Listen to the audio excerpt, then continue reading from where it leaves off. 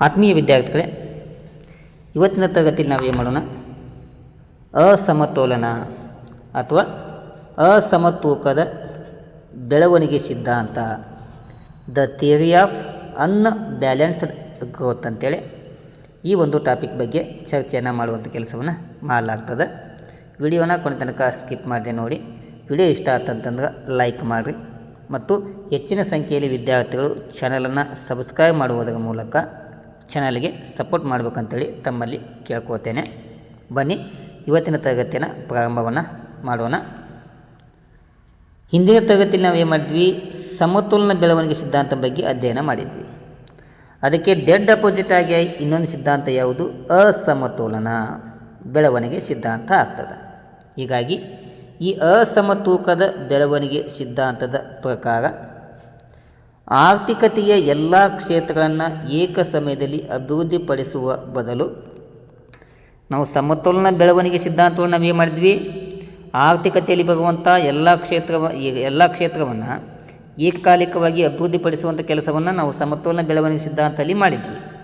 ಆದರೆ ಇಲ್ಲಿ ಅಸಮತೋಲನ ಬೆಳವಣಿಗೆ ಸಿದ್ಧಾಂತ ಒಳಗೆ ಆರ್ಥಿಕತೆಯಲ್ಲಿ ಏನು ಎಲ್ಲ ಕ್ಷೇತ್ರ ಬರ್ತಾವಲ್ಲ, ಎಲ್ಲ ಕ್ಷೇತ್ರವನ್ನು ಏಕ ಸಮಯದಲ್ಲಿ ಅಭಿವೃದ್ಧಿಪಡಿಸುವುದರ ಬದಲು ಕೆಲವೇ ಆಯ್ದ ಕ್ಷೇತ್ರಗಳಲ್ಲಿ ಹೂಡಿಕೆಯನ್ನು ಕೇಂದ್ರೀಕರಿಸುವುದು ಸೂಕ್ತವಾದಂಥ ತಂತ್ರವಾಗಿದೆ ಎಂಬುದು ಈ ಸಿದ್ಧಾಂತದ ಪ್ರಮುಖವಾದಂಥ ಸಾರಾಂಶ ಆಗಿದೆ.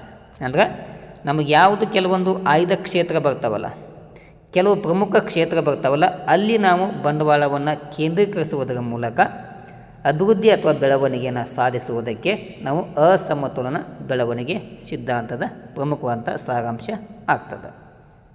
ಹೀಗಾಗಿ ಈ ಅಸಮತೋಲನ ಬೆಳವಣಿಗೆ ತಂತ್ರದ ಪ್ರಕಾರ ಹಿಂದುಳಿದ ಕೆಲವು ಪ್ರಧಾನ ಕ್ಷೇತ್ರಗಳಲ್ಲಿ ನೋಡಿ, ಎಲ್ಲ ಕ್ಷೇತ್ರ ಅಲ್ಲ, ಹಿಂದುಳಿದಂಥ ಕೆಲವೊಂದು ಪ್ರಧಾನ ಕ್ಷೇತ್ರ ಇರ್ತಾವಲ್ಲ, ಅಲ್ಲಿ ಮಾತ್ರ ನಾವು ಏನು ಮಾಡಬೇಕು, ಹೂಡಿಕೆಯನ್ನು ಮಾಡಬೇಕು ಎಂಬುದನ್ನು ಈ ಸಿದ್ಧಾಂತವು ನಮಗೆ ತಿಳಿಸಿ ಕೊಡ್ತದೆ.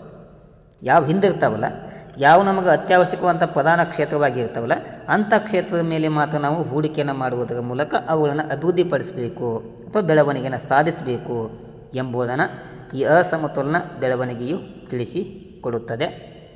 ಹೀಗೆ ಅಂತಹ ಒಂದು ಹೂಡಿಕೆಯನ್ನು ಮಾಡುವುದರಿಂದ ನಮಗೆ ಸೃಷ್ಟಿಯಾಗುವಂಥ ಮಿತವ್ಯಯಗಳನ್ನು ಇತರ ಕ್ಷೇತ್ರಗಳಿಗೆ ಬಳಸಿಕೊಳ್ಳಬೇಕು ಅಥವಾ ಬಳಸಬೇಕು ಎಂಬುದನ್ನು ಈ ಸಿದ್ಧಾಂತವು ನಮಗೆ ತಿಳಿಸಿ ಕೊಡ್ತದೆ.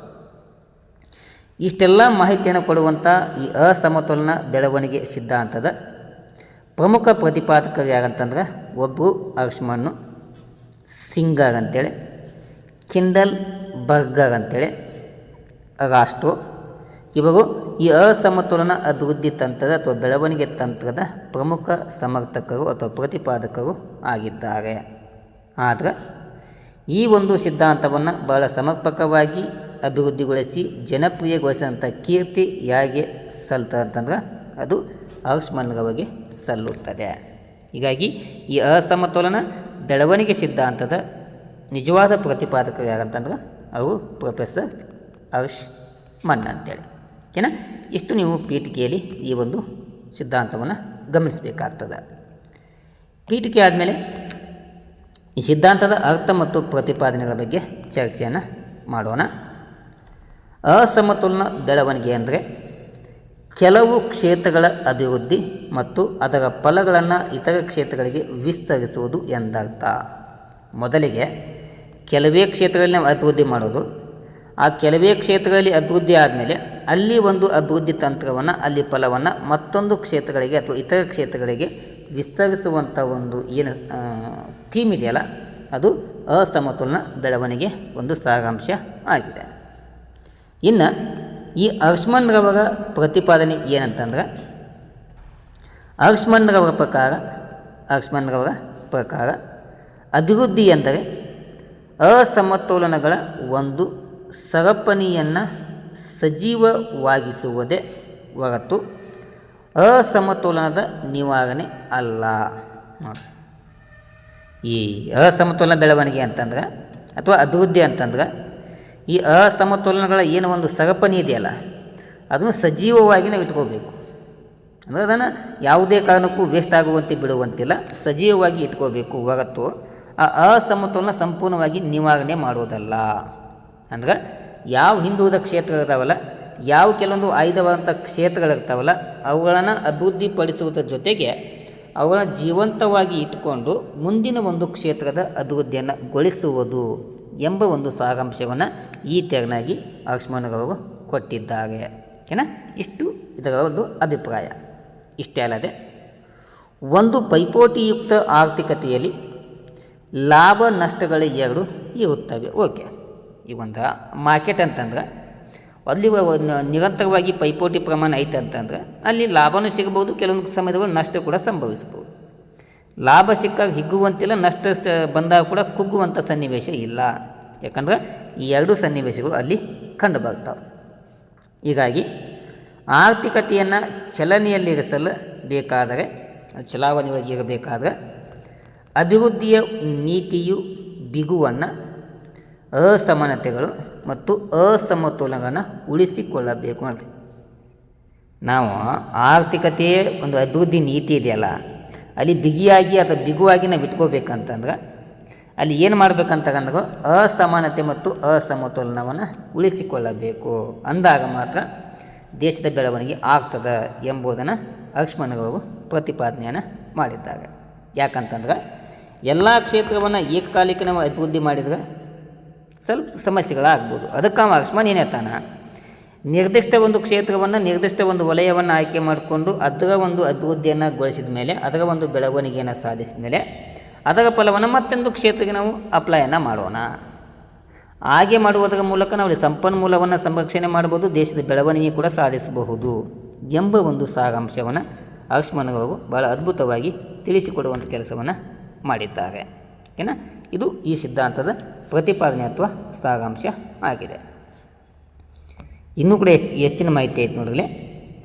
ಅಸಮತೋಲನಗಳನ್ನು ನಿರ್ಮಿಸುವುದು ಎಂದರೆ ಪ್ರಮುಖ ವಲಯಗಳಿಗೆ ಅಥವಾ ಬಂಡವಾಳ ಸರಕುಗಳ ಕ್ಷೇತ್ರಕ್ಕೆ ಆದ್ಯತೆ ನೀಡುವುದು ಎಂದರ್ಥ ಎಂಬುದು ಲಕ್ಷ್ಮಣರವರು ತನ್ನ the strategy of economic development ಎಂಬ ಕೃತಿಯಲ್ಲಿ ವಿವರಣೆಯನ್ನು ಮಾಡಿದ್ದಾರೆ. ನೋಡಿ, ಅಸಮತೋಲನ ಅಂತಂದ್ರೆ ಏನು ಪ್ರಮುಖ ವಲಯಗಳು ಬರ್ತಾವಲ್ಲ, ಆ ಪ್ರಮುಖ ವಲಯಗಳಿಗೆ ಅಥವಾ ಬಂಡವಾಳ ಸರಕುಗಳ ಕ್ಷೇತ್ರಕ್ಕೆ ಆದ್ಯತೆಯನ್ನು ನೀಡುವುದು, ಅದಕ್ಕೆ ಅಸಮತೋಲನ ಅಂತ ಕರೀತಾನೆ.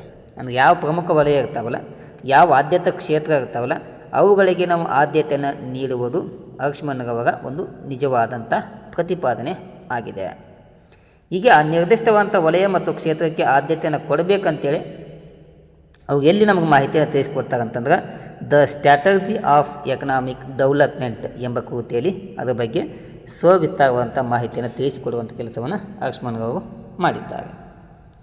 ಇನ್ನು ರಾಷ್ಟ್ರೋನ್ನವ ಪ್ರತಿಪಾದನೆ ಏನಂತಂದ್ರೆ ಇವರ ಪ್ರಕಾರ ಅಸಮತೋಲನ ಬೆಳವಣಿಗೆ ಸಾಧಿಸಬೇಕೆಂದರೆ ರಾಷ್ಟ್ರೀಯ ಆದಾಯದ 5% 10% ಉಳಿತಾಯ ಮತ್ತು ಹೂಡಿಕೆ ಆಗಬೇಕು. ನೋಡಿ, ಇದು ಕೂಡ ಅದ್ಭುತವಾದಂಥ ಒಂದು ಐಡಿಯಾ ಆಗಿದೆ. ರಾಷ್ಟ್ರ ಏನೈತೆ ಅಂತಂದ್ರೆ ಈ ಅಸಮತೋಲನ ಬೆಳವಣಿಗೆ ಸಾಧನೆ ಆಗಬೇಕಂತಂದ್ರೆ ರಾಷ್ಟ್ರೀಯ ಆದಾಯ ಏನಿದೆಯಲ್ಲ, ನ್ಯಾಷನಲ್ ಇನ್ಕಮ್ ಏನಿದೆಯಲ್ಲ, ಅದು ರಾಷ್ಟ್ರೀಯ ಆದಾಯದ 5% 10% ಉಳಿತಾಯ ಮತ್ತು ಹೂಡಿಕೆ ಆಗುವಂತಿರಬೇಕು ಎಂಬುದನ್ನು ರಾಷ್ಟ್ರಗಳು ತಿಳಿಸಿಕೊಡುವಂಥ ಕೆಲಸವನ್ನು ಮಾಡಿದ್ದಾರೆ.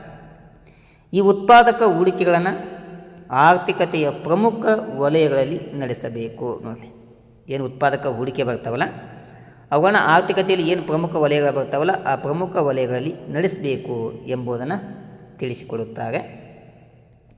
ಹೂಡಿಕೆಗಳಿಂದಾಗಿ ನಾವು ಬಂಡವಾಳವನ್ನು ನಾವು ಏನು ಹೂಡಿಕೆ ಮಾಡ್ತೀವಲ್ಲ, ಆ ಹೂಡಿಕೆಗಳಿಂದಾಗಿ ಲಾಭ ಮತ್ತು ಉತ್ಪಾದನೆ ಅಧಿಕವಾಗುತ್ತದೆ. ಆ ಬಂದಂಥ ಲಾಭವನ್ನು ಮತ್ತೆ ಮರು ಹೂಡಿಕೆಯಿಂದ ಆರ್ಥಿಕ ಚಟುವಟಿಕೆಗಳ ಮತ್ತಷ್ಟು ಏನಾಗ್ತಾವಂದ್ರೆ ಉತ್ತೇಜಿತವಾಗಿ ಅಭಿವೃದ್ಧಿಯ ಪ್ರಕ್ರಿಯೆ ಮುಂದುವರಿಯುತ್ತದೆ ಎಂಬುದು ರಾಷ್ಟ್ರರವರ ಒಂದು ಪ್ರತಿಪಾದನೆ ಆಗಿದೆ. ಇದು 2ನೆಯ ಪ್ರತಿಪಾದನೆ ಆಯಿತು.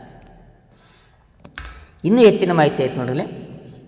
ಲಕ್ಷ್ಮಣರವರು ಒಟ್ಟು ಉತ್ಪಾದನೆಯನ್ನು ಅಥವಾ ಅದರ ಒಂದು ಕ್ರಿಯೆಯನ್ನು 2 ಭಾಗವಾಗಿ ವಿಂಗಡಣೆ ಮಾಡುವಂಥ ಕೆಲಸವನ್ನು ಮಾಡಿದ್ದಾರೆ. ಒಂದನೆಯ ಭಾಗ ಸಾಮಾಜಿಕ ಮೌಲ್ಯೋತ್ಪಾದಕ ಬಂಡವಾಳ, ಇನ್ನೊಂದು ನೇರ ಉತ್ಪಾದಕ ಚಟುವಟಿಕೆ ಅಂತೇಳಿ. ಓಕೆನಾ. ಈ ಉತ್ಪಾದನೆ ಕ್ರಿಯೆಯನ್ನು 2 ಭಾಗವಾಗಿ ವಿಂಗಡಣೆ ಮಾಡುವಂಥ ಕೆಲಸವನ್ನು ಮಾಡಿದ್ದಾರೆ. ಒಂದನೇದು ಯಾವುದು? ಸಾಮಾಜಿಕ ಮೌಲ್ಯೋತ್ಪಾದಕ ಬಂಡವಾಳ ಅಂತೇಳಿ ಅದರ ಬಗ್ಗೆ ತಿಳಿದುಕೊಳ್ಳೋಣ. ಸಾಮಾಜಿಕ ಮೌಲ್ಯೋತ್ಪಾದಕ ಬಂಡವಾಳ ಎಂದರೆ ಪ್ರಾಥಮಿಕ, ದ್ವಿತೀಯ ಮತ್ತು ತೃತೀಯ ವಲಯಗಳು ಕಾರ್ಯನಿರ್ವಹಿಸಲು ಅಗತ್ಯವಾಗಿರುವ ಮೂಲ ಸೇವೆಗಳು. ಅವಕ್ಕೆ ನಾವು ಸಾಮಾಜಿಕ ಮೌಲ್ಯೋತ್ಪಾದಕ ಅಂತ ಕರಿತೀವಿ. ಪ್ರಾಥಮಿಕ, ದ್ವಿತೀಯ ಮತ್ತು ತೃತೀಯ ವಲಯ ಏನು ಬರ್ತಾವಲ್ಲ, ಆ ವಲಯಗಳು ಕಾರ್ಯವನ್ನು ನಿರ್ವಹಿಸಲು ಅತ್ಯಗತ್ಯವಾಗಿ ಬೇಕಾಗುವಂಥ ಮೂಲ ಸೇವೆಗಳಿಗೆ ನಾವು ಸಾಮಾಜಿಕ ಮೌಲ್ಯೋತ್ಪಾದಕ ಬಂಡವಾಳ ಅಂತೇಳಿ ಕರಿತೀವಿ. ಅದು ಇನ್ನೂ ಮುಂದೆ ಕಂಟಿನ್ಯೂ ಐತಿ, ಅಲ್ಲಿ ನಿಮಗೆ ಸಂಪೂರ್ಣವಾಗಿ ಅರ್ಥ ಆಗ್ತದೆ. ಸಂಕುಚಿತ ಅರ್ಥದಲ್ಲಿ ನಿಮಗೆ ತಿಳಿಸ್ಬೇಕಂತಂದ್ರೆ, ಸಾಮಾಜಿಕ ಮೌಲ್ಯೋತ್ಪಾದಕ ಬಂಡವಾಳವು ಸಾರಿಗೆ ಮತ್ತು ವಿದ್ಯುತ್ ಶಕ್ತಿ ಮಾತ್ರ ಒಳಗೊಂಡಿರುತ್ತದೆ.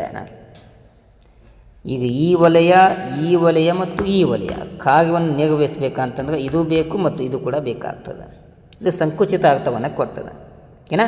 ಇವೆರಡು ಇದ್ದಾಗ ಮಾತ್ರ ನಾವು ಎಲ್ಲ ವಲಯಗಳಲ್ಲಿ ಕೆಲಸ ಕಾರ್ಯವನ್ನು ನಿರ್ವಹಿಸ್ಬೋದು.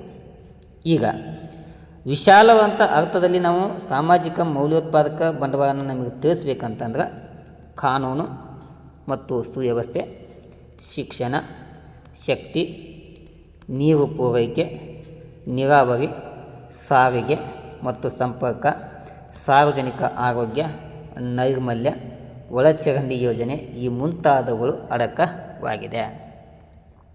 ಒಟ್ಟಾರೆಯಾಗಿ ಒಂದೇ ವ್ಯಾಖ್ಯಾನದೊಳಗೆ ಹೇಳ್ಬೇಕಂತಂದ್ರೆ, ಏನು ಆರ್ಥಿಕತೆಯೊಳಗೆ ಏನು ವಲಯಗಳು ಬರ್ತಾವಲ್ಲ, ಏನು ಕ್ಷೇತ್ರ ಬರ್ತಾವಲ್ಲ, ಆ ಎಲ್ಲ ಕ್ಷೇತ್ರಗಳು ಕಾರ್ಯವನ್ನು ನಿರ್ವಹಿಸಲು ಏನು ಮೂಲಭೂತ ಸೌಲಭ್ಯಗಳು ಬೇಕಲ್ಲ, ಆ ಮೂಲಭೂತ ಸೌಲಭ್ಯಗಳಿಗೆ ನಾವೇನು ಕರಿತೇವೆ ಅಂತಂದ್ರೆ ಸಾಮಾಜಿಕ ಮೌಲ್ಯೋತ್ಪಾದಕ ಬಂಡವಾಳ ಎಂದು ಕರೆಯುತ್ತೇವೆ.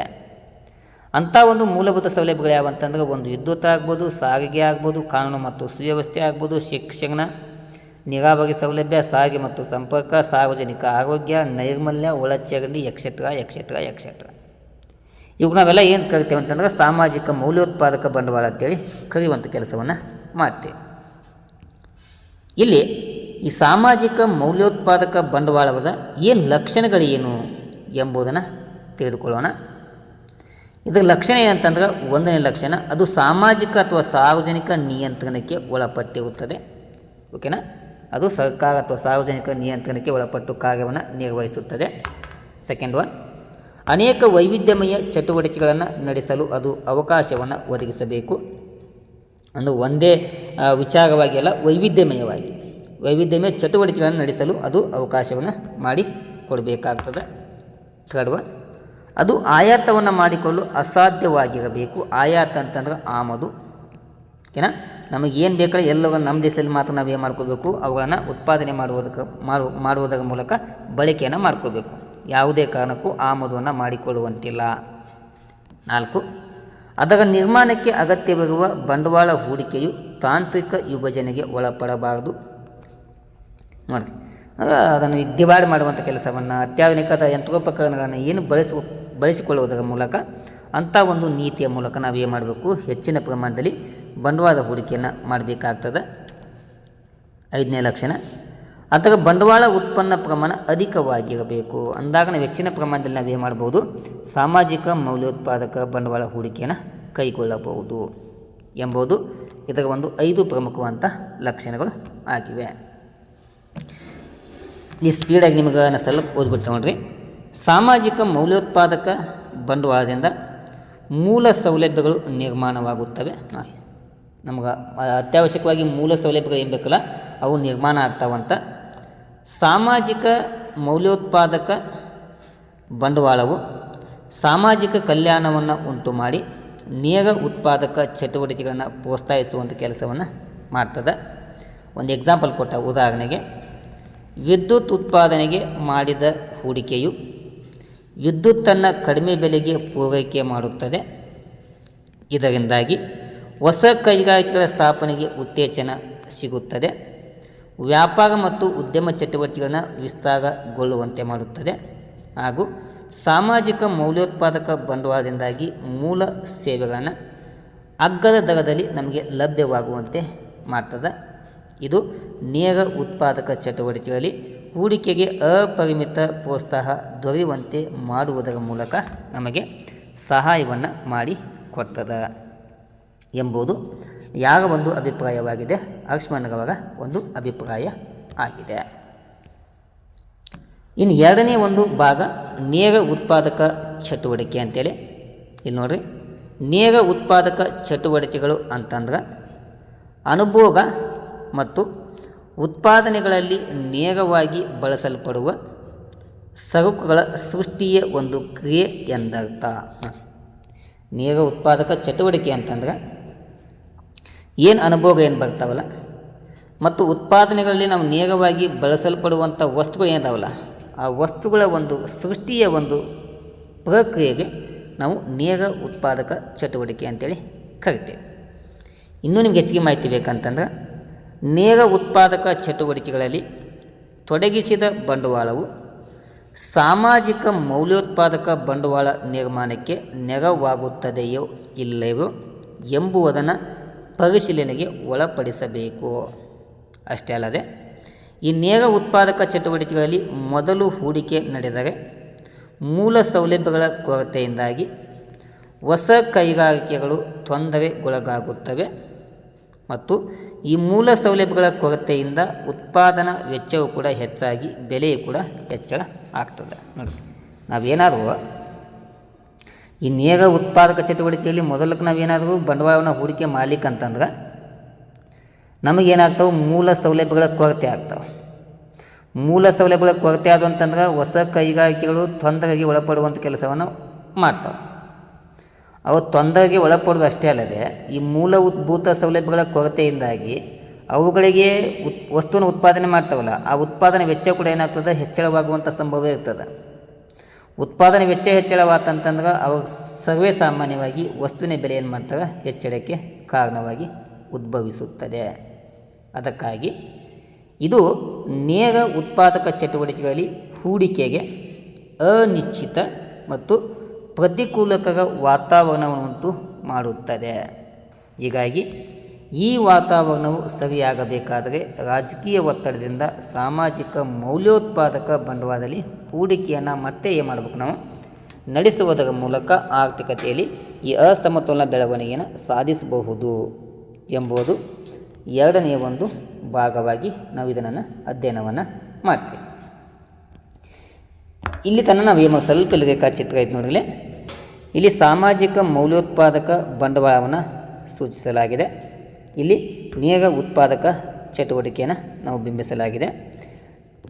ಈ ರೇಖಾಚಿತ್ರದಲ್ಲಿ ನಾವು ಏನು ಮಾಡ್ಬೋದು ನೋಡಲಿ, OX ಅಕ್ಷದಲ್ಲಿ ಸಾಮಾಜಿಕ ಮೌಲ್ಯೋತ್ಪಾದಕ ಬಂಡವಾಳವನ್ನು ಸೂಚಿಸಲಾಗಿದೆ. OY ಲಂಬ ರೇಖೆಯು ನೇರ ಉತ್ಪಾದಕ ಚಟುವಟಿಕೆಗಳನ್ನು ಹೂಡಿಕೆಯನ್ನು ತೋರಿಸುತ್ತದೆ.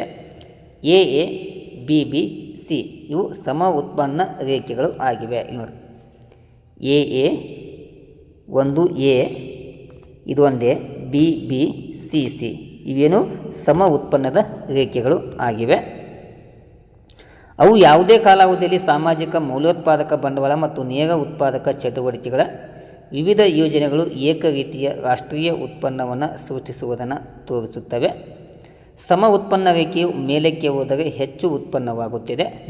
ಸಮ ಉತ್ಪನ್ನ ರೇಖೆಯು ಇಲ್ಲಿತ್ತಂತಂದ್ರೆ ಹೆಚ್ಚಿನ ಉತ್ಪನ್ನ, ಈ CC ಇದೆಲ್ಲ ಇದು ಹೆಚ್ಚಿನ ಉತ್ಪನ್ನವನ್ನು ತೋರಿಸ್ತದೆ. ಇದು ಅದಕ್ಕಿಂತ ಕಡಿಮೆ ಉತ್ಪನ್ನವನ್ನು ತೋರಿಸುತ್ತದೆ. ಯಾವುದು? BB ರೇಖೆ. ಇನ್ನೇನಾದರೂ AA ರೇಖೆ ಇದೆಲ್ಲ ಇದು ಕಡಿಮೆ ಉತ್ಪನ್ನವನ್ನು ತೋರಿಸ್ತದೆ. ಹೀಗಾಗಿ ಮೇಲಿನ ಒಂದು ಸಮ ಉತ್ಪನ್ನ ರೇಖೆ ಏನಿದೆಯಲ್ಲ, ಆ ಸಮ ಉತ್ಪನ್ನ ರೇಖೆಯು ಹೆಚ್ಚಿನ ಒಂದು ಉತ್ಪನ್ನವನ್ನು ತೋರಿಸುವಂಥ ರೇಖೆ ಆಗಿದೆ.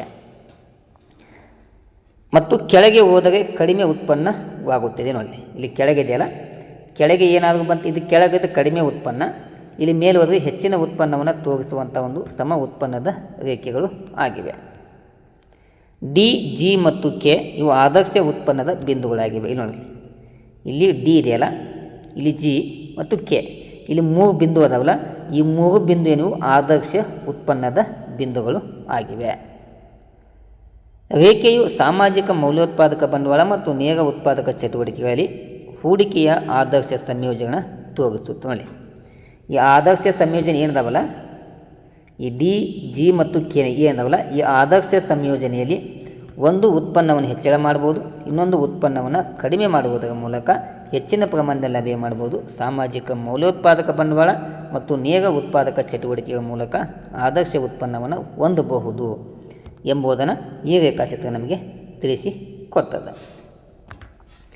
ಕೊನೆಯದಾಗಿ ನೋಡಿರಲಿ, ಅಕ್ಷ್ಮನ್‌ರವರ ಪ್ರಕಾರ ಅಭಿವೃದ್ಧಿ ಸಾಧನೆಗೆ ಆರ್ಥಿಕತೆಯಲ್ಲಿ ಅಸಮತೋಲನವನ್ನು ನಿರ್ಮಿಸಬೇಕು. ಈ ಅಸಮತೋಲನವನ್ನು 2 ರೀತಿಯಲ್ಲಿ ನಿರ್ಮಿಸುವಂಥ ಕೆಲಸವನ್ನು ಮಾಡ್ಬೋದಂತ. ಒಂದನೇ ಕೆಲಸ, ಅಧಿಕ ಸಾಮರ್ಥ್ಯದ ಮೂಲಕ ಅಸಮತೋಲನ ಅಥವಾ ಅಭಿವೃದ್ಧಿಯನ್ನು ಗೊಳಿಸುವುದು. ಎರಡನೇದು, ಕೊರತೆಗಳ ಮೂಲಕ ಅಸಮತೋಲನ ಅಥವಾ ಅಭಿವೃದ್ಧಿಯನ್ನು ಸಾಧಿಸುವುದು. ಈ 2 ರೀತಿಯಲ್ಲಿ ನಾವು ಏನು ಮಾಡ್ಬೋದು, ಅಸಮತೋಲನ ನಿರ್ಮಿಸುವಂಥ ಕೆಲಸವನ್ನು ಮಾಡಬಹುದು ಎಂಬುದು ಅಕ್ಷ್ಮನ್‌ರವರ ಒಂದು ಅಭಿಪ್ರಾಯ ಆಗಿದೆ. ಇಷ್ಟೆಲ್ಲ ಆದಮೇಲೆ ಈ ಅಸಮತೋಲನ ಬೆಳವಣಿಗೆ ಸಿದ್ಧಾಂತದ ಪ್ರಯೋಜನಗಳು ಏನು ಎಂಬುದನ್ನು ತಿಳಿದುಕೊಳ್ಳೋಣ. ಇದು ಅಲ್ಪಾವಧಿಗೆ ಬಹಳ ಸೂಕ್ತವಾದಂಥ ತಂತ್ರವಾಗ್ತದೆ. ಇದಕ್ಕೆ ಕಡಿಮೆ ಬಂಡವಾಳದ ಅವಶ್ಯಕತೆ ಉಂಟಾಗುತ್ತದೆ. ಕೌಶಲ್ಯವನ್ನು ರೂಪುಗೊಳಿಸುವಿಕೆಯಲ್ಲಿ ಸಹಾಯವನ್ನು ಮಾಡ್ತದೆ. ಇದು ಮಿಗುತಿ ಅಂದರೆ ಕಡಿಮೆ ವೆಚ್ಚದ ಒಂದು ನಿರ್ಮಾಣದ ಕೆಲಸ ಆಗ್ತದೆ. ಫಿಫ್ತ್ ಒನ್, ಮಿತವ್ಯಯಗಳಲ್ಲಿ ಸೃಷ್ಟಿಯನ್ನು ಗೊಳಿಸಬಹುದು. ಸ್ವಾವಲಂಬನೆಯನ್ನು ಸಾಧಿಸಲು ಅವಕಾಶ ಮಾಡ್ತದೆ. ಸಮಾನ ಒಂದು ಮಹತ್ವವನ್ನು ನೀಡ್ತದೆ ಮತ್ತು ಪ್ರಾಯೋಗಿಕವಾಗಿ ಈ ಒಂದು ಕಲ್ಪನೆ ನಮಗೆ ಸಹಾಯವನ್ನು ಮಾಡಿ ಕೊಡ್ತದೆ. ಇಷ್ಟು ಒಂದು ಪ್ರಯೋಜನಗಳು ಆಗಿವೆ. ಇನ್ನು ಸಿದ್ಧಾಂತದ ಮಿತಿಗಳು ಅಂತಂದ್ರೆ, 1, ಉತ್ತೇಜನದ ಕೊರತೆಯನ್ನು ಕಾಣುತ್ತೆ. 2, ಮೂಲ ಸವಲತ್ತುಗಳನ್ನು ಕೊರತೆಗೆ ಒಳಪಡಿಸುತ್ತದೆ. 3, ಉತ್ಪಾದನಾಂಗಗಳ ಚಲನರಾಹಿತ್ಯವನ್ನು ಇದು ಮಾಹಿತಿಯನ್ನು ಒದಗಿಸಿ ಕೊಡುವುದಿಲ್ಲ. 4, ಸ್ಥಳೀಯಕರಣದ ತೊಂದರೆಗೆ ಒಳಗಾಗುತ್ತದೆ. 5, ಹಣದುಬ್ಬರಕ್ಕೆ ಹಾದಿಯನ್ನು ಮಾಡಿಕೊಡ್ತದೆ. 5, ಈ ಸಿದ್ಧಾಂತಕ್ಕೆ ಯಾವುದೇ ಒಂದು ಸಮರ್ಥನೆ ಇಲ್ಲ.